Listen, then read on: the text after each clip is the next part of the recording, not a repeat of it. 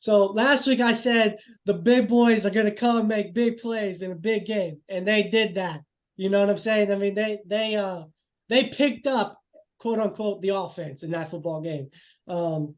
So looking forward, what are a couple of keys for Texas offense and defense going into TCU this weekend? So it's not like a trap game to lose. Yeah. Well, listen, I'm not going to stray too far from you, Coop. You know, the big boys on the defensive line. When you got two potential in my mind, listen, I'm not a draft prognosticator, but I can't see how you have a mock draft even this far out and you don't have T'Vondre Sweat in your first round. And I've seen some that don't have T'Vondre, and that just blows my mind. I think you can even make the case that Byron Murphy could slide up just based on his sheer, athleticism and physical traits. If he chooses to go pro, he's a guy who could sneak into that first round. So as far as defense, everything starts there, right? I mean, we saw last week how those two guys on the inside open up things for Barron Sorrell, Ethan Burke, 12 days off of knee surgery, 2 sacks, right? Those things get opened up because of the attention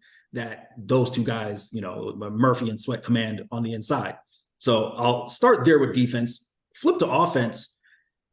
It's getting in rhythm early. The thing that I'd be curious what you guys think, I mean, that's kind of been, with this being my first year covering the team, it's been, for lack of a better word, mystifying, is I don't feel like I've seen Texas's offense put together a full game. Early in the year, they're getting off to these slow starts, right? Against Wyoming, slow start. Against Rice, a slow start, right? And now they've jumped out fast, but haven't been able to finish. So, and grant the last 2 weeks, okay, those have been with Malik Murphy, but I'm just really intrigued to see them put together an entire football game of, playing up to their levels. One of the more interesting stats, guys, and I'm sure you guys have noticed this as fans, is the red zone.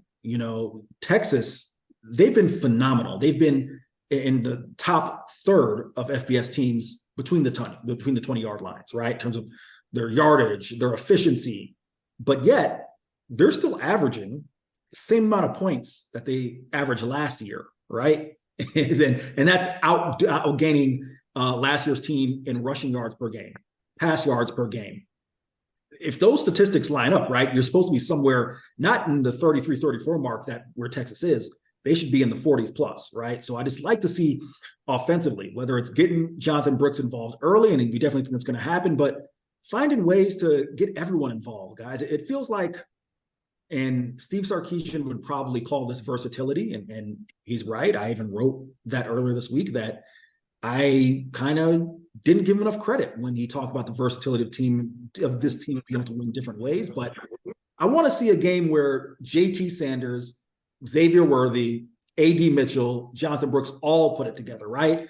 Not it's one guy's week, because we all know that this offense is talented enough to where everyone should be able to eat, and not game to game to game, but like in one game, right? I mean, that's the thing in my mind that separates good offensive teams from great offensive teams, right? Is when you got 2 receivers going for 100 and you got your back going for 150. So in terms of, what I look to see in TCU, just the offense put together an entire football game.